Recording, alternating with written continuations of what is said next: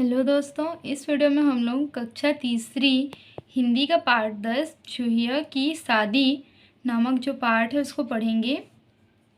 चलिए पढ़ते हैं। किसी वन में एक ऋषि रहते थे। वे अपने आश्रम में ही रहकर अपना अधिक समय पूजा पाठ, ईश्वर का ध्यान करने में व्यतीत करते थे। एक दिन ऋषि अपनी कुटी के बाहर ध्यान में मग्न थे। अचानक उनकी गोद में चील के पंजे से छूटकर एक चूहिया आ गिरी। क्या गिरी? चूहिया गिरती है। यहाँ पे हम लोग चित्र में देख भी सकते हैं, चील के पंजे से छूट कर के चूहिया जो है वो ऋषि की गोद में गिर रही है। ऋषि का ध्यान भंग हो गया। उन्हें उस अधमरी चूहिया पर तरस आ गया। तरस मीन्स होता है दया। उन्होंने चूहिया का घाव धोया, उसे दूध पिलाया। चूहिया 4-6 दिन में बिल्कुल ठीक हो गई। ऋषि अब रोज ही अपने हाथों से चूहिया को खाना खिलाते। वे उसे खूब प्यार करते थे और अपनी बेटी के समान मानते थे। ऋषि के लाड़ प्यार से चूहिया खूब मोटी तगड़ी हो गई। चूहिया मोटी तगड़ी हो जाती है, ठीक है। चूहिया अब बड़ी हो गई थी। ऋषि को चूहिया के विवाह की चिंता हुई। उन्होंने उससे पूछा, बेटी तुझे कैसा वर पसंद है? ऋषि जो है वो चूहिया से पूछते हैं कि बेटी तुझे कैसा वर पसंद है? चूहिया ने कहा, चूहिया उत्तर देती है, पिताजी मुझे ऐसा वर चाहिए जो अत्यंत शक्तिशाली हो। चूहिया को कैसा वर चाहिए? शक्तिशाली वर चाहिए। ऋषि ने सोचा, संसार में सूर्य से अधिक शक्तिशाली कोई नहीं है, अतः मुझे सूर्य के पास चलना चाहिए। ऋषि को क्या लगता है दुनिया में सर्वशक्तिशाली कौन है? सूर्य है। ऐसा कौन मानता है? ऋषि मानते हैं। ऋषि ने चूहिया को एक सुंदर युवती के रूप में बदल दिया था। युवती में होता है नारी या स्त्री, स्त्री के रूप में बदल देते हैं। वे उसे लेकर सूर्य देव के पास पहुँचे। सूर्य के पास पहुंचकर ऋषि ने उनसे कहा, भगवान यह मेरी पुत्री है। यह अपना विवाह एक ऐसे वर के साथ करना चाहती है जो अत्यंत शक्तिशाली हो। संसार में आपके समान शक्तिशाली और कोई नहीं है, अतः आप इसे स्वीकार कीजिए।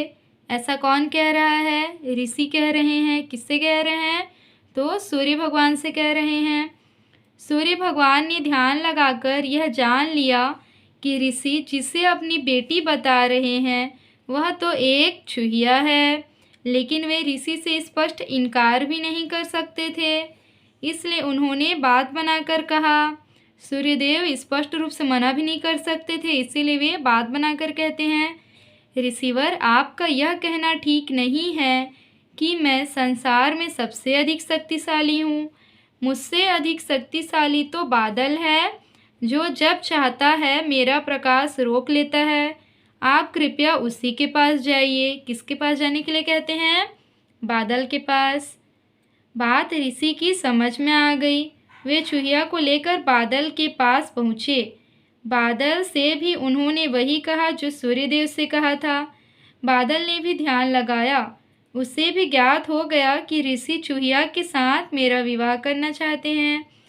उसने थोड़ा विचार कर कहा, महात्मन आपने मुझे सर्वशक्तिमान समझा, इसके लिए धन्यवाद, परंतु मैं सर्वशक्तिमान नहीं हूँ। मुझसे अधिक तो शक्तिशाली पर्वतराज हिमालय है, जो आसानी से मेरा मार्ग रोक लेता है। आप कृपया उन्हीं के पास जाइए। किसके पास जाने के लिए कहते हैं बादल? पर्वतराज हिमालय के पास। अब ऋषि पर्वतराज हिमालय के पास पहुँचे। उन्होंने अपने मन की बात पर्वतराज से कही। पर्वतराज ने ध्यान लगाकर सारी बातें जान ली। वे ऋषि से बोले, ऋषिवर आप मेरे यहाँ पधारे इसके लिए मैं आपका आभारी हूँ, किंतु मैं दुनिया में सर्वशक्तिमान नहीं हूँ। मुझसे अधिक शक्तिमान तो चूहे हैं, जो मेरे अंदर अपने रहने के लिए बिल बना लेते हैं। आप उन्हीं के पास जाइए।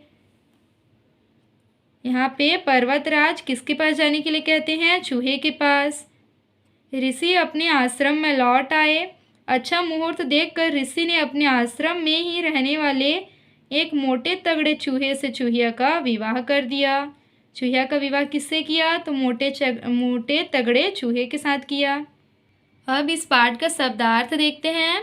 सर्वशक्तिमान माने क्या होता है? सबसे अधिक शक्तिशाली या ताकतवर। आभारी उपकार मानने वाला। मुहूर्त मीन्स होगा कार्य करने का शुभ समय। आश्रम जहाँ ऋषि मुनि का निवास स्थान होता है उसको आश्रम कहते हैं। पर्वतराज किसे कहते हैं? हिमालय को कहते हैं। अब प्रश्न और अभ्यास देखते हैं। प्रश्न नंबर पहला है, ऋषि को चूहिया कैसे मिली? इसका उत्तर होगा, एक दिन ऋषि अपनी कुटी के बाहर ध्यान में मग्न थे। अचानक उनकी गोद में चील के पंजे से छूटकर एक चूहिया आ गिरी। प्रश्न नंबर दूसरा है, चूहिया जब बड़ी हो गई तो ऋषि को किस बात की चिंता हुई? उत्तर होगा, चूहिया जब बड़ी हो गई तो ऋषि को चूहिया के विवाह की चिंता हुई। प्रश्न नंबर तीसरा है, चूहिया अपने लिए किस प्रकार का वर चाहती थी? इसका उत्तर होगा, चूहिया अपने लिए अत्यंत शक्तिशाली वर चाहती थी। प्रश्न नंबर चौथा, ऋषि ने सबसे अधिक शक्तिमान किसे माना? इसका उत्तर होगा, ऋषि ने सबसे अधिक शक्तिमान सूर्य को माना। बादल ने हिमालय पर्वत को अपने आप से शक्तिमान क्यों बताया? तो इसका उत्तर होगा, बादल ने हिमालय पर्वत को अपने आप से शक्तिमान माना क्योंकि हिमालय पर्वत बादल का रास्ता यानी कि मार्ग आसानी से रोक लेता है। अब देखते हैं प्रश्न नंबर 6वां, ऋषि चूहिया की शादी करने के लिए किस किस के पास गए? इसका उत्तर होगा, ऋषि चूहिया की शादी करने के लिए सूर्यदेव, बादल तथा पर्वतराज हिमालय के पास गए। प्रश्न नंबर 7वां देखते हैं, यदि चूहिया ऋषि की गोद में नहीं गिरती तो उसका क्या होता? इसका उत्तर होगा, यदि चूहिया ऋषि की गोद में नहीं गिरती तो चील उसे खा जाता तथा उसका जीवन नहीं बच पाता, यानी कि चिड़िया मर जाती। प्रश्न नंबर 8वां देखते हैं, तुम्हारे विचार से संसार में सबसे शक्तिशाली कौन है? इसका उत्तर होगा, मेरे विचार से संसार में सबसे शक्तिशाली ईश्वर है। अब प्रश्न नंबर 9वां देखते हैं, नीचे लिखे वाक्यों को कहानी के क्रम के अनुसार लिखो। ऋषि अपनी पुत्री को लेकर सूर्यदेव के पास पहुँचे। ख नंबर, चूहिया 4-6 दिन में ठीक हो गई। ग नंबर, ऋषि ने एक मोटे तगड़े चूहे से चूहिया का विवाह कर दिया। घ पर्वतराज बोले, ऋषिवर आप मेरे यहाँ पधारे, इसके लिए मैं आपका आभारी हूँ। बादल ने कहा, मुझसे तो अधिक शक्तिशाली पर्वतराज है। तो इसमें पहले नंबर में जब उत्तर करके लिखेंगे तो पहले नंबर पे इसको लिखेंगे, ये दूसरे नंबर पे होगा, ये वाला लाइन तीसरे नंबर पे, ये वाला लाइन चौथे नंबर पे और ये अंतिम यानी कि 5वें नंबर पे होगा। अब देखते हैं भाषा अध्ययन और व्याकरण। इसमें प्रश्न नंबर पहला है, नीचे लिखे शब्दों के जोड़ों में से सही शब्द चुनकर लिखो। इसमें ये वाला ऋषि सही होगा। आश्रम इस प्रकार से लिखते हैं। पर्वत में ये वाला पर्वत सही होगा, ये वाला बिल सही होगा। ज्ञान ऐसे लिखेंगे और स्वीकार ये वाला सही है। तो इसको इस प्रकार से सही करके उत्तर में उत्तर एक करके इन दोनों शब्दों में सही शब्द करके ऋषि इस प्रकार से सबको लिख लेंगे। प्रश्न नंबर दूसरा, नीचे दिए वाक्यों के खाली स्थानों में के, ने, में, को, के लिए से उचित शब्द का प्रयोग कर वाक्य पूरे करो। क नंबर, उनकी गोद में एक चूहिया आ गिरी। फिर अगला है, ऋषि हिमालय के पास पहुँचे। बादल ने भी ध्यान लगाया। ऋषि चूहिया को लेकर सूर्य के पास गए। ऋषि चूहिया के लिए वर ढूंढने गए। हिमालय आसानी से मेरा मार्ग रोक लेता है। आगे है, पढ़ो, समझो और लिखो। बाईं ओर जो शब्द लिखे हैं वे सब पुरुष जाति के हैं, देख भी सकते हैं। दाईं ओर के लिखे शब्द स्त्री जाति के हैं, जैसे शेर का शेरनी। पुरुष जाति के शब्दों को पुल्लिंग और स्त्री जाति के शब्दों को स्त्रीलिंग कहते हैं। शेर का हो जाएगा शेरनी, हिरण का हिरनी, बकरा का बकरी, बिल्ला का बिल्ली, पहाड़ का हो जाएगा पहाड़ी, बादल का हो जाएगा बदली, लड़का का हो जाएगा लड़की। इस प्रकार से इसका लिंग चेंज कर लेंगे। प्रश्न नंबर तीसरा, नदी शब्द में अंतिम वर्ण है दी। दी से शब्द बनता है दीपक।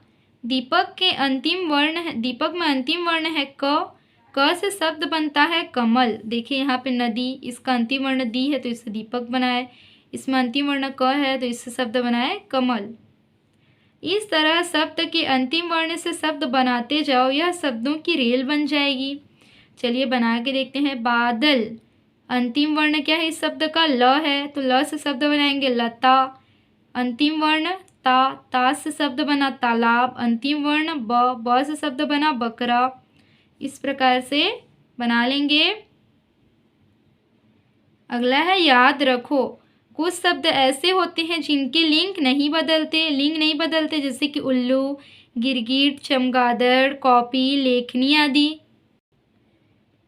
प्रश्न चौथा, ऐसे अन्य 4 शब्द लिखो जिनके लिंग नहीं बदलते।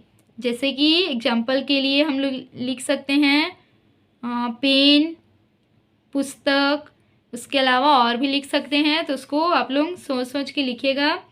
रचना, नीचे एक बंदर के बारे में कुछ बातें लिखी हैं, इनके आधार पर एक कहानी बनाओ। आम के पेड़ पर रहता था, नदी का पानी पीता था, लालची था, कौवे का दोस्त था। तो कहानी क्या बना सकते हैं? आम के पेड़ पर एक बंदर रहता था, वह नदी का पानी पीता था, बंदर कौवे का दोस्त था, बंदर बहुत लालची था। तो ये हमारा जो पाठ था चूहिया की शादी, वो यहीं पे समाप्त होता है। अगर आप लोगों को वीडियो अच्छी लगी हो तो लाइक, शेयर और सब्सक्राइब करें। Thank you.